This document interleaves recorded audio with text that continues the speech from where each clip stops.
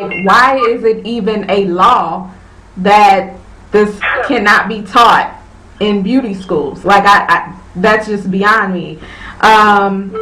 And I think that people like you, Michele, I'm so glad that you are at the forefront of this and that you're stepping up and standing up for women and men who wear natural hair.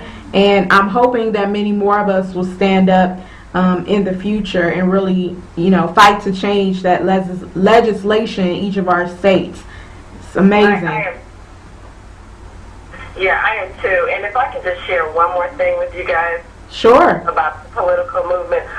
What was interesting dealing with the African Braiding Network, who has worked diligently, they were responsible for helping Dr. Cornwell get it legal to do the sister locks technique. So, okay. But the problem is they went bankrupt in that process, and so they've lost their economic power to help us as these states like Illinois and North Carolina have started to turn over.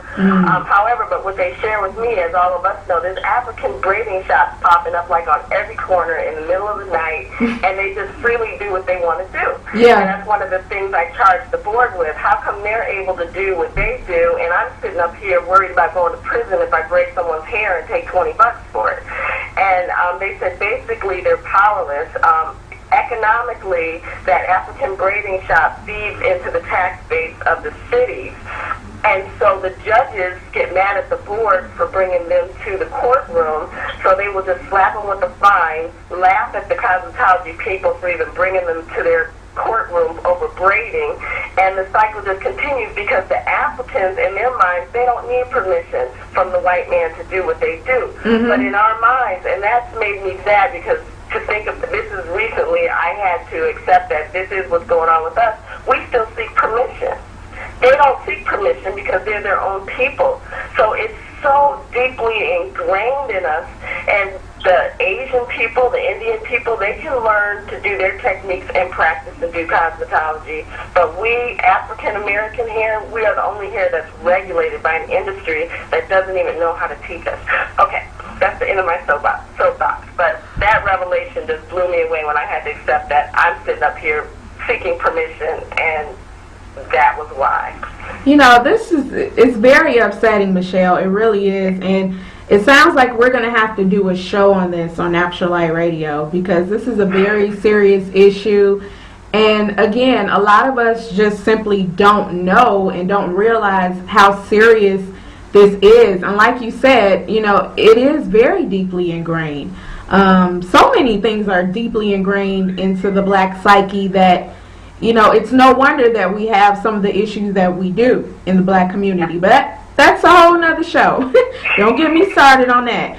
All right, so I mentioned earlier about the naughty notes and the poems in the book, and I absolutely love them. So what I did was created a video, and I played this video on Sunday's Nappy Muse TV show, and the whole video is nothing but quotes that I really liked from the book. So I'm going to play it for you all right now, and I hope you enjoy, and then we'll be right back with our interview with Michele George.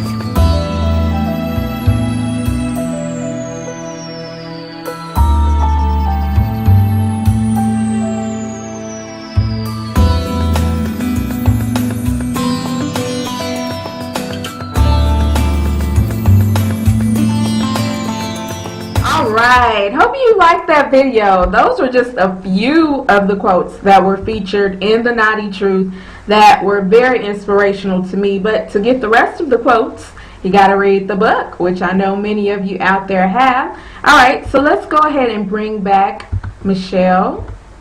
And we're going to finish our interview with her. All right, Michele, so let's talk about chapter 3, which goes into detail about the outer transition and the inner or mental transition of going natural.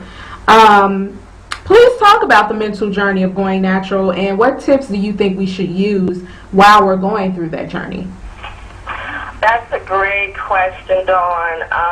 To me, what was missing in everything that I read was how to do it mentally, as I touched upon before, because the mental is just key, because I just couldn't get that physical together, especially some of the books that jumped right into the natural hairstyles, and I mentally was not there. I mean, it took me about 2-3 years to get used to my hair growing up, and I know that sounds simple to someone that doesn't understand, but those of us that go through the long year of wait, well, for me, I transitioned and I cut my hair back as it grew out, so it took a year. Some people are brave enough to do the big cut. I wasn't brave enough, and I needed to talk about that and journal about that, because I really looked up to people that could go bald and just cut all the chemicals out, and I was fearfully hiding behind wigs and balls for the first year. As soon as I got to 2 to 4 inches at the end of the first year, I cut it off. I mean, you know, it looks like a lot of hair when you're washing your hair and stretching it, and then when it snaps back, and I did cut in January, and so my hair, I was just shocked. I was scared. I thought I would scare my doctors that I was calling on.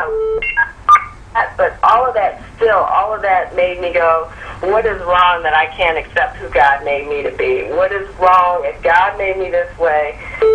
I need to figure out how to accept it. So I had to start writing, and I realized that the bulk of the book dealt more with, for me, the mental and the history, because that's really what I had to deal with, and I felt that if I had to deal with, maybe someone else did, especially because to this day, and I know we all get it, people come up to us and say, I would go natural, but I got BDBs, or I got bad hair, you got good hair. They say all that stuff that just makes you just, I used to sit there and try to convince them that they were beautiful and their hair is beautiful, and now I'll say something like, no, all hair is good hair, and then I just try to change the subject, because you have to want to be ready.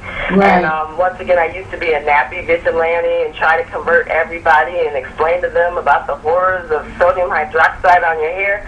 If you're not ready, you're not going to get it. So I wanted to give women that decided that they wanted to take this walk and this journey, I wanted to be, one of my things is like Harriet Tubman. Instead of before with my shotgun in my hand reaching out to you, I'll drop the shotgun, I'll stop trying to beat it into you, and I'll just stretch out my hand for those that are willing to cross the bridge. If you're willing, here's the book. And what I laid out in chapter 3, I'm trying to find it, but I know it had a lot to do with making like a vision board, paint.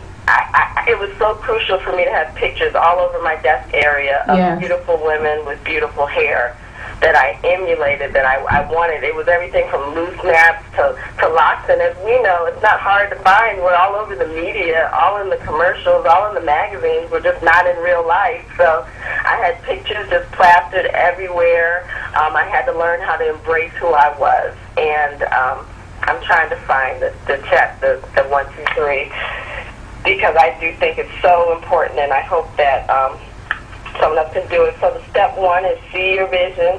Step 2, write down your natural vision. I would write letters to myself about how I felt at different stages, and you know, a lot of that was feeling ugly, and then but a lot of that is what gives me courage now. And those of us that are able to make it to the other side and embrace ourselves, that I don't know if it's shame or frustration with our feeling inadequate is what launches me to be determined to feel beautiful. Because I have a right, you